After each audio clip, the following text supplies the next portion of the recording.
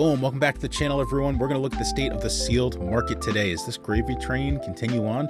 Also, we're going to do a sealed giveaway, first sealed giveaway to celebrate 4,000 subscribers on this channel. So stay tuned for that later in this video. Sit back, relax, and welcome to PokeMarketLab. Once again, I just want to thank all of you who have subscribed, who've given this channel a chance. 4,000 subs is crazy. It's beyond my wildest expectations. Still pushing for 5,000 subs this year. So if you haven't subscribed yet and you like what we're doing, give us a thumbs up. Again, thank you so much. Let's get into some data here. So we always want to try to support our opinions with data whenever possible. Sometimes it's just an opinion, but if we can prove it out, we certainly want to do so. So how is this sealed market doing? We talked about in a video yesterday about the singles market, and we proved out that while, yes, we're seeing some retrace on some more expensive cards, that in general, from a total value standpoint in Scarlet and Violet Era, we're really not seeing much movement. The money's just moving from card to card. How are we doing in the sealed side of things? So let's look at some data. We're going to look at a 30-day set of data. So what this is, this top section here is top 10 products by units sold. That's individual units for these products. We can see here Prismatic Evolutions booster bundles with over 4,000 pieces sold. 151 booster bundles right at 4,000. Surging Sparks at 2,700 booster bundles. So I've said this before, my thesis on booster bundles is that after a product drops, I think the methodology from the Pokemon Company is to push booster bundles as a way of getting packs to market. We're going to talk about that a little bit more later on in the video, but in some cases, the number of packs getting to market or at least being sold through TCG Player and booster bundles is outselling booster boxes. So it's I think their thought process is, I think, this is my estimation, is that booster box upon release is a big injection of product to market, but that is a collectible piece long term.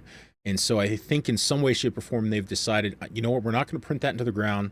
Same thing with ETBs even.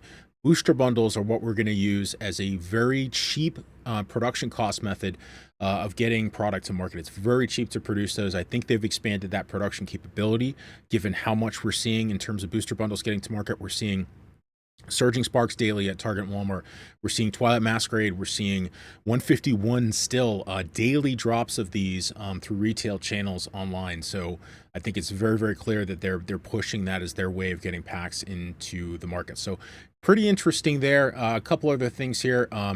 Booster boxes, obviously, this is total units sold, right? So Journey Together doing really well. Let's take a look at the top 10 products by sales revenue. So the way I actually pulled this data is I got some tools I'm using to actually not just to multiply the average price for the entire month by the number of sales the entire month. We're actually looking at individual sales every single day, the accumulation of those sales in that day. So we're taking every single day, the day data for each day, excuse me, and tallying that up.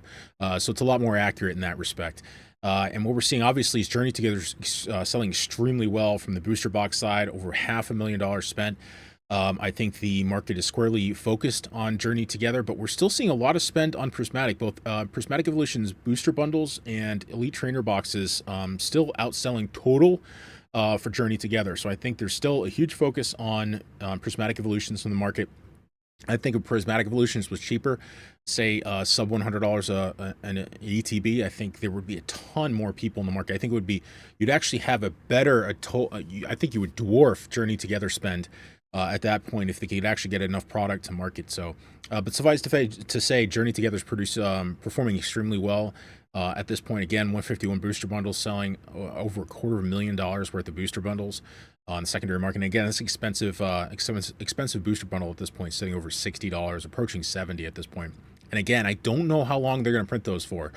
If they're going to do the booster bundle thing for other sets, in terms of reprints, then you know, at some point they're going to shift gears. We're not at 2 years yet for 151.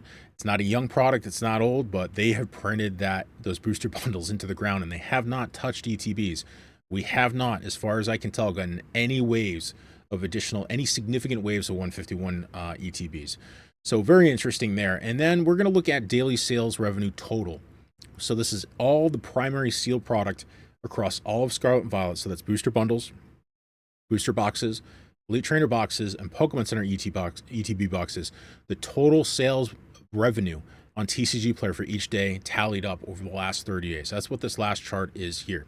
We can see February 27th, Pokemon Day, big spend, massive spend, over $250,000 of spend through TCG Player on those primary products that day. But let's look at the rest of the trend here. So the rest of the trend is actually pretty flat. So we are still seeing quite a bit of money move in. So what's happening is you're seeing transition. So if we're looking at 30 days of data here, we've obviously seen a lot of focus on Journey Together, but we still have money moving into Prismatic. So again, you're going to see some products here, some booster boxes. The rate of change in terms of price accumulation over time has certainly slowed, but you're seeing a focus on future products. You're seeing focus on Prismatic, which is still red hot. There's still lots of demand. Again, I think if the price was lower, I think you'd bring even more demand into the market. Remember, demand in the secondary market is not stable, right? I'm not willing to spend $150 on a Prismatic ETB, but if they drop to $90, I might be, and I think a lot of other people would. So again, I think the total spend here is very even. It's moving from product to product. So you'll see some things start to just slow down. And as Journey Together comes out here, more money's flowing to Journey Together. It's, again, extremely strong. I think the life cycle of that money, meaning that focus on that money, is probably going to be pretty short. As Destined Rivals drops, it is going to steal the show. Unless it's a stinker of a set, which it's not looking like it at this point. Heatwave cards look really, really good. So unless that second half of Glory to Team Rocket is terrible, which I don't expect it to be, then that money is going to shift very, very quickly to Destined Rivals, Pokemon Center ETBs, and booster boxes for sure. So another interesting tidbit here. So for this chart, the last 30 days of Prismatic Evolutions bundle sales, total packs moved through TCG Player on the bundle side was 27,000 packs. So you take, how many booster bundles were sold times the 6 packs, and ETBs over the same period, only 20,000 packs. So again, that gives you some perspective on, number one, the ETB is expensive, right? Number two, again, they're heavily printing these bundles. There's no question about it. They're heavily printing the bundles. We're not seeing that.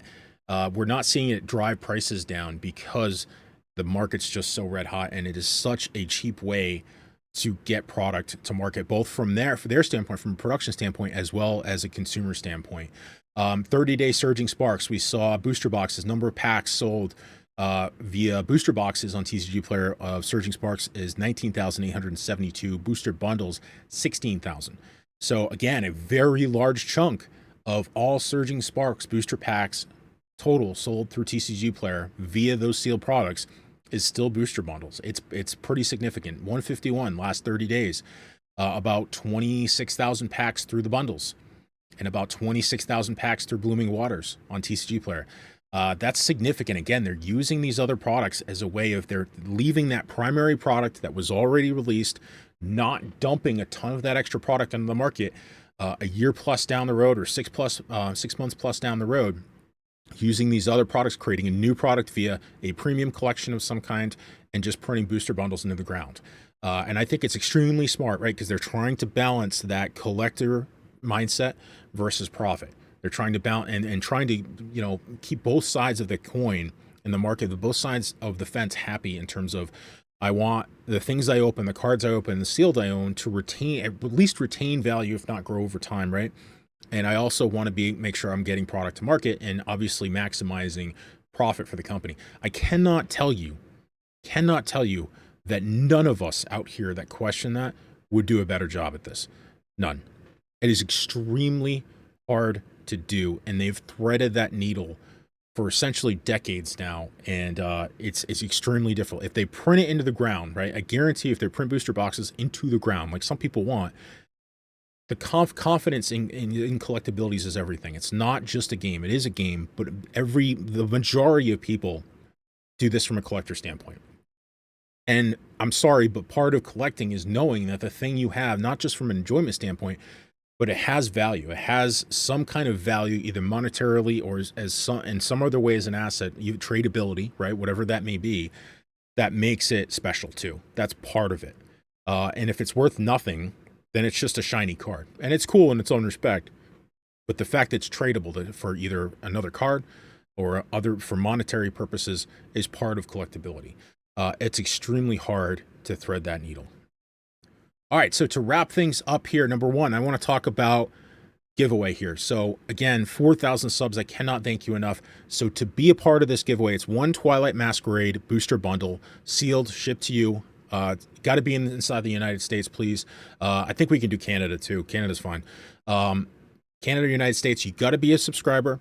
And you got to comment below. Okay, give me something positive. Comment below so I know you got this far in the video. And again, make sure you're a subscriber. One Twilight Masquerade booster bundle sealed to you. Again, my thanks. Just giving back to the community a little bit here to say thank you for so many subs. So to recap the video, sealed market is extremely strong. It's moving in waves from product to product. No downturn in the last 30 days. No increase either. It's just very, very stable. Money continues to flow in.